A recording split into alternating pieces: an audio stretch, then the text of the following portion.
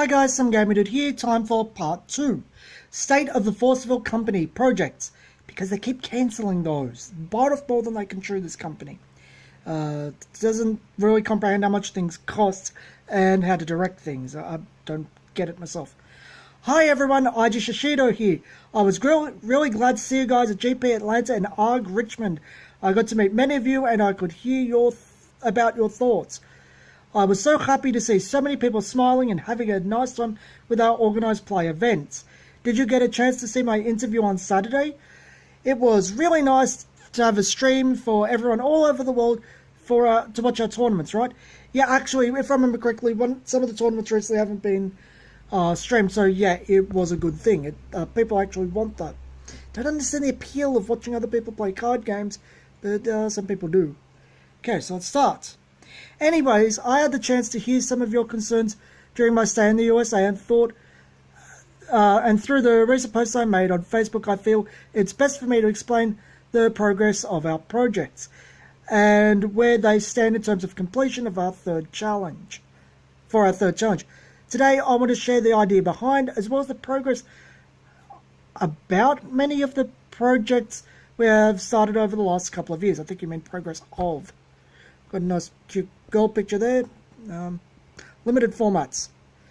Oh, you can't see that. Okay. You said that reasonably. First of all, let's talk about the elephant in our room. Our thoughts on limited formats. First and foremost, we believe that the smaller card pool brought about by limited formats is an exciting way to play Force of Will. I actually think cluster formats are the best way to play Force of Will. I don't think you should play what's standard called in Force of Will, let alone Wanderer, because the cards were never designed with each other. You just get horrible combinations. They design in a cluster format. I think that's very evident from every toxic combination that happens. Maybe even set format, to be honest. We found that many players enjoyed the ability to play Force of Will in different ways, and so we started to design the Raya cluster Raya cluster with limited formats in mind. Yeah, don't think you did a good job with the Raya cluster, to be honest. Again, the players' interest in the lore are still left wanting, because you just kind of leave certain archetypes, mechanics, and even themes and races left wanting. Problem doesn't seem to end. It's still the whole favoritism thing. And with characters that are the rulers for these archetypes being bumped off or no longer story relevant, I don't believe they're going to get finished. In addition, though many constructed players are not always used to the puzzles of limited deck design, it is not as random as some believe. There is absolutely a skill that can be developed in regards to deck building, in finding the best form for a deck given the resources you have available to. Actually, some people really enjoy not having all the cards, so that is true. There is definitely a market for this limited play. I think that's why it's so popular in Magic. I've talked about before sometimes rewarding not only players who play the game to win, but also I want to reward and respect good deck builders as well. Yep. Limited is a format where deck designers are rewarded for their skills. Another aspect that I think is important is that we have so many talented artists and beautiful cards. I want people to have a chance to play with all types of cards. Yep, I can't disagree with that. So to find good balance, we are thinking of the best way to have these limited formats is when a GP or other competitive event is around the same time as a new set release. It may be difficult for you to have all the new cards you might need for your deck right away, especially with the way they've changed set construction. Very big sets now. We also want to try and test it. Oh, jeez. That really does sound like they don't playtest. I'll read it. We also want to try and test out all the new cards from the new sets and see which is our favourite. See, they go from saying you to we. They don't test. They just said it right there. The game has no playtesters. Does that explain everything, folks? I think it does. Well, that's something I would start immediately, IG. I would start that freaking right now. Where was I? Because that threw me for a loop. I didn't even notice that rating this through last night. In conjunction, our ban list announcements will come around the same time as the new set releases, and it might be difficult for players to prepare their decks if we remove something right before a GP. So they're saying the GPs, if they're around the set releases, will be limited. Oh, I think that will piss people off. I think that will make some people really angry because they spent all this time and money building this deck, and whoops, don't have a chance to play it in the GP. Sorry, you got to play limited. Where you've got no control over the cards you play, only the deck you build with what you get. That's going to make some people really angry. So where was I? But I actually don't mind the... I think the ban list should be straight after the GP, after they collect the data, and maybe make the new set not legal for the GP and have limited events there as a side event. Maybe that's too much forward thinking for Force of Will. Maybe that's thinking about other people too much and not their hip pocket. Because if you're familiar with Valhalla and how things are going recently, this is a very greedy company. Don't be fooled by Lapis and Alice and Grim to a other extent. This is a greedy company. We think that this strategy will give a chance for both competitive players to shine as well as the wonderful deck builders in our community who haven't had a chance to showcase their skills on a grand stage. See, the other thing that bothers me here is they're essentially also admitting that because their game is so badly designed, and they don't playtest anything because they're admitting that as well, that no deck builder gets a chance because with everything being so obvious, it's figured out immediately.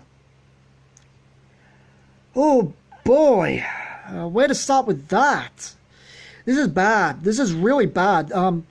I would advise people not to play Force of Will at this point until they get their shit together. It's a good game mechanically. It takes a lot from other games that are equally as good and combines them into a really nice package. But this crap needs to stop. I applaud you for taking a new direction and everything, but you're doing it wrong. We think that this strategy... yeah, I've already read that. It also provides a bit more time for players to practice and hone their skills in a competitive constructed format following the new set's release.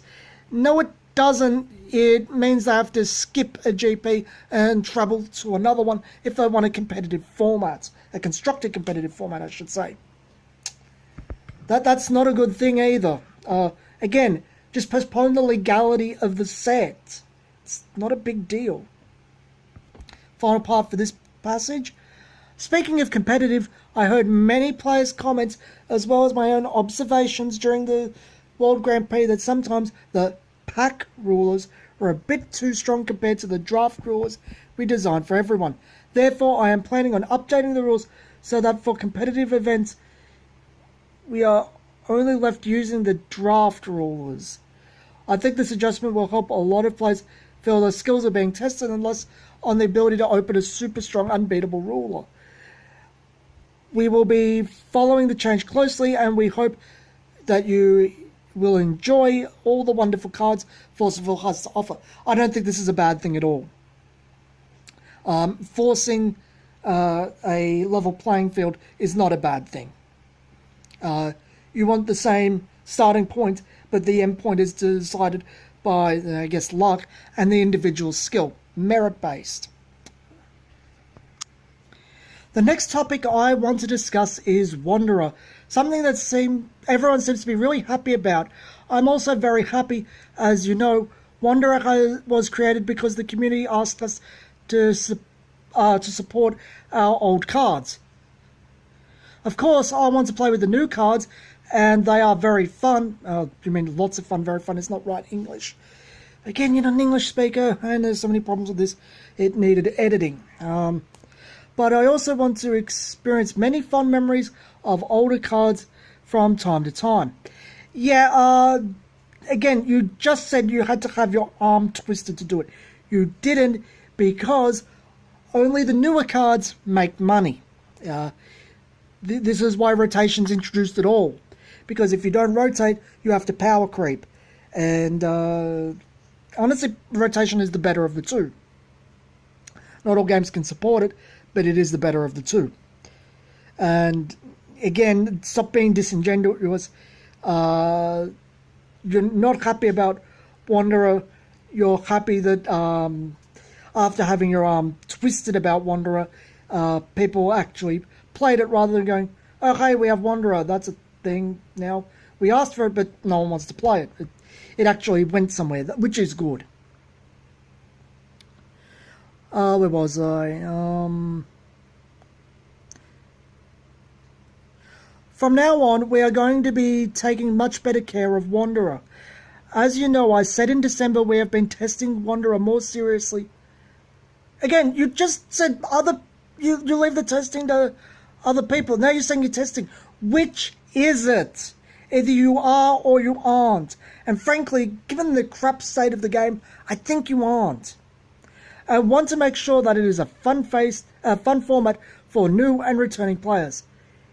No legacy type formats like this aren't generally fun. They're too fast. They've got way too many cards interacting that shouldn't, even when you make massive ban lists.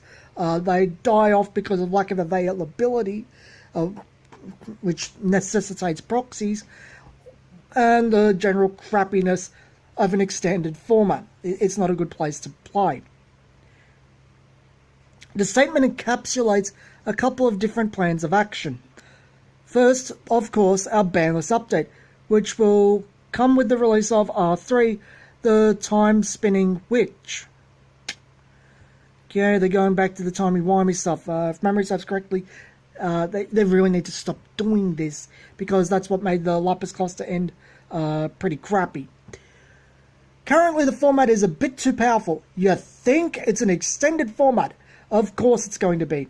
And contains many combo decks that are a little bit too strong, in combination with the All-Stars from New Frontiers being completely unchecked, such as Fox and Priscia. Well, yeah, that's kind of the whole point. The broken cards can fight the broken cards in the broken format for people that like broken cards. You only take it down a notch when only one broken deck is breaking everything else. Did I say broken enough? Because I don't like legacy formats. Block formats I can get behind. Legacy formats, not really. Continuing forward as well, we would like to continue to provide promo cards for Wanderer.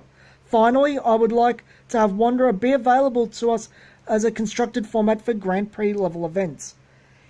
So people that didn't play Grim and Alice now, and soon Lapis, are going to be left out in the lurch, is what you're saying. I don't think that's a good thing. As a side event, which you're not suggesting, you're saying for the straight Grand Prix, yeah, I'd agree with it as a side thing. But as a main thing, no. Don't like it as much as I don't like Limited being a main Grand Prix idea. However, to ensure the health of the format, and that will require support. As the card pool for Wanderer grows larger and larger, there are incalculable numbers of card combinations, and we want to see the best that players can make, which is true. That is actually probably the right frame of mind. See what they make, see if something becomes a problem, and then smack it down. If unforeseen combinations arise that are deemed too powerful, then we as a company, it says then, but it should be then we as a company will step in and correct the rightful balance of the format. You're literally saying you care more about Wanderer than you do Standard. Sorry, New Frontiers. What? Because You're not banning things fast enough after you make problems in New Frontiers. Didn't take a rocket scientist to notice that as A3 released, Reflect Refrain probably should have been banned. It didn't take rocket science to see as the next set released, both Fox and Prisha probably should have been banned. A lot of things should be banned after they have that 3-month cycle to see where they settle, and where your playtesters see them settle, provided you have them. I'm not presuming you have playtesters. You have Schrodinger's playtesters. You say them, you have them, then you say you're waiting to see what other people test and make. I don't know. Lastly, even if something is banned, should answers be printed or the meta change to a point where that particular threat is no longer deemed dangerous to a healthy game, we will consider removing those cards from the ban list as well, which is right. There's no problems there.